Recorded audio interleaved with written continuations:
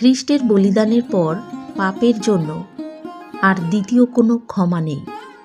ইব্রিয় 10 অধ্যায় 26 পদ লেখা আছে, সত্যের জ্ঞান লাভের পর যদি আমরা ইচ্ছাকৃতভাবে পাপ করে চলি, তবে সেই পাপের জন্য বলিদান উৎসর্গ করার মতো আর কিছু অবশিষ্ট থাকে না।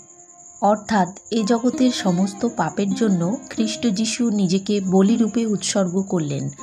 আর এই সত্য কথা জানার পরেও যদি কেউ দ্বিতীয়বার পাপ করে, তাহলে তার পাপের আর দ্বিতীয় কোনো ক্ষমা নেই। রয়েছে ঈশ্বরের জ্বলন্ত ক্রোধ ও তার ভয়ঙ্কর বিচারের প্রতীক্ষা।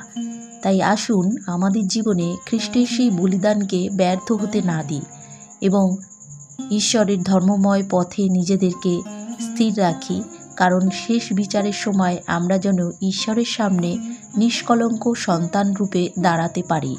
ঈশ্বর আপন বাক্যে আমাদের সকলকে আশীর্বাদযুক্ত করুন। আমেন।